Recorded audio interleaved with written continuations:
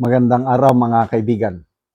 Bigyan natin ng reaction opinion itong post ang balita ngayon. Title, Original Artist, Pinasinungalingan si Madriaga. Lalong umiinit ang usapin sa impeachment proceedings laban kay VP Sara matapos direktang kontrahin ng artist na si Tanya Gaisano Lee ang naging pahayag ng testigong si Ramil Madriaga kaugnay ng pinagmulan ng isang painting. Ito po ang claim ni Madriaga. Sa kanyang testimony, iginiit ni Madriaga na ang painting na ibinigay kay BP Sara ay mula umano sa kanyang scholar sa Laguna. Ito po yung painting. Saan yung painting? Ayan, ang painting. Hindi masyado. Okay. Scholar ng Laguna. Ani ni Madriaga, nagregalo po ako sa kanya, kay BP Sara, ng isang painting niya na ginawa po ng isang scholar ko sa Laguna. Pinagawa ko po ang painting na yan, tapos kinuha ng Presidential Security Group sa bahay sa Laguna. So, yan ang direktang pinasinungalingan ng artist. Ngunit agad itong pinabulaanan ni Tanya Gaisano Lee na siyang original na artist ng naturang artwork. Ayon sa kanya, I gifted this painting to BP Sara when she was mayor of Davao City in 2021. Anything stated otherwise is false. Sinungaling si Madriaga, mismo yung gumawa ng painting, artist, ang nagsasabi na regalo direct. Ginawa ng artist, direct iniregalo niya kay BP Sara. How come na galing kay Ramil Madriaga na ginawa daw ng isang scholar niya sa Laguna? So, dito nyo makikita na gawa-gawa lang talaga, istorya-istorya, script ang ginagawa nitong si Madriaga at ang kanyang direktor. Mariin din niyang nilinaw ang mga detalyeng taliwas sa kwento ni Madriaga. I am not a scholar. I am not from Laguna. I am from Davao. Life is here. Ay nako. Lumang post, nagpatibay sa konteksto. Kalakip sa diskusyon ng isang lumang post ni BP Sara noong 2021 kung saan makikitang kasama niya ang parehong painting na kanyang inilarawan bilang gawa ng isang Dabawenya na artist.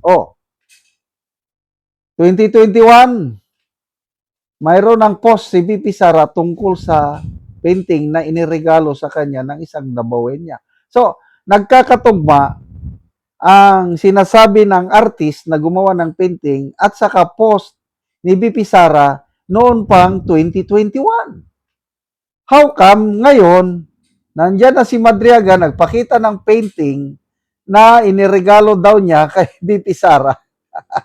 Ay, nako. So, salamat at nagpapakita lang ito kung gaano, quote-unquote, ka-credible. Sino yung nagsasabi? Si Benny Abante. Credible witness yan, si Madriaga. Dapat proteksyonan. Sino pa? Si Terry Ridon. Mapapagkatiwalaan yan, si Madriaga. Proteksyonan. Sige ngayon. Ay, salamat. Ang kasamaan talaga, hindi nagtatagumpay. Ang dilim ay kailanman hindi magtatagumpay sa liwanag. Ang liwanag, i-expose niya yung nasa kadiliman. Ito na ang nangyayari ngayon. Dahil kung napanood nyo yung hearing, ang daming inconsistencies sa sinasabi ni Madriaga. Yung cheque na ipinakita niya, ay nako, ang daming napuna ng mga netizens. Yung petsa, ano ba yun? April 18, 2023.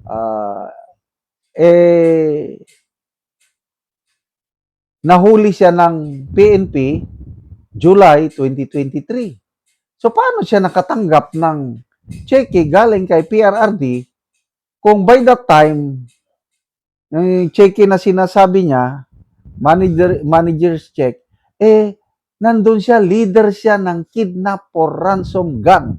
Tinagurian siya ng PNP na one of the top 5 most wanted criminal syndicate in the country. Yan si Ramil Madriaga.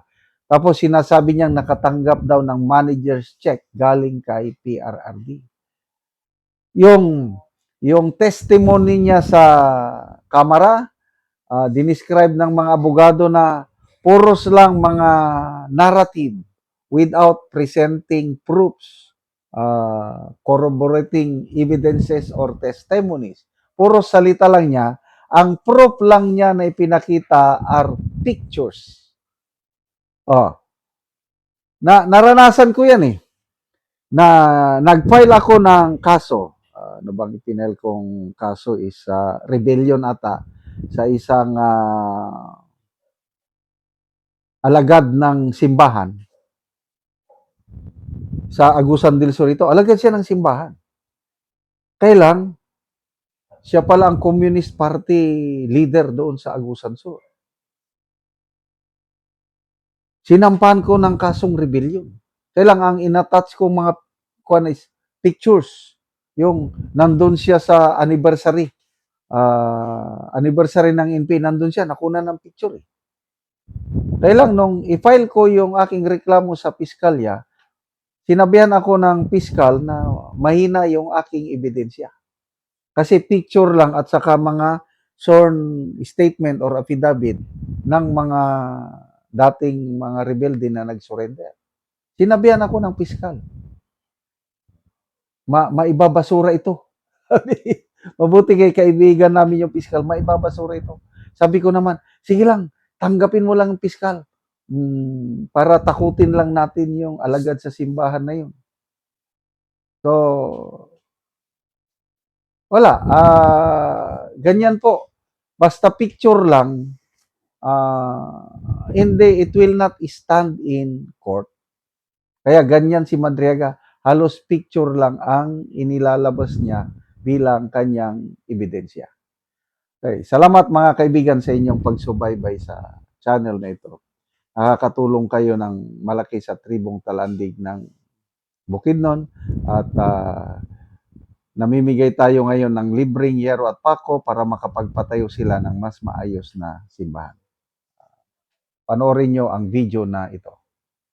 O karon mo na ni si Angkol ang matagaan og yero.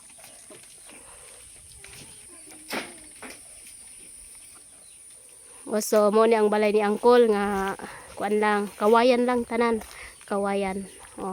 So among gitagaan og yero aron pud makaatop siya. So mo ni ilang kahimtang nga kawayan lang ang ilang atop. Og apil pod ang ilang dingding kawayan.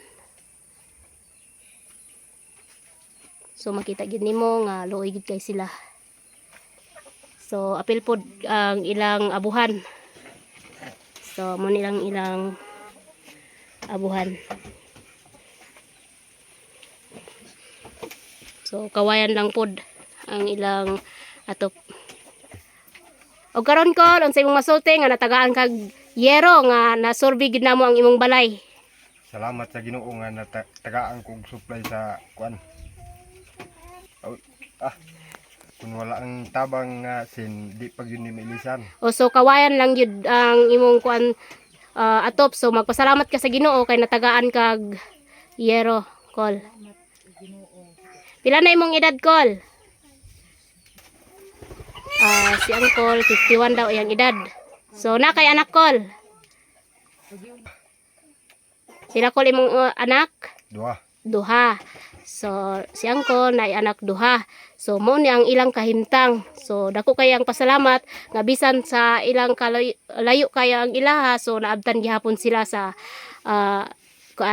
panghatag og sin. So Kol, salamat pud kaayo nga nakaanhimi sa imong balay ug nabisita gyud namo. So unsa ra di imong panginabuhian, Kol? umarag yapon. So manguma lang ka call. So panginabuyan na ang call, mag-uuma lang siya. O sige call, salamat. Salamat.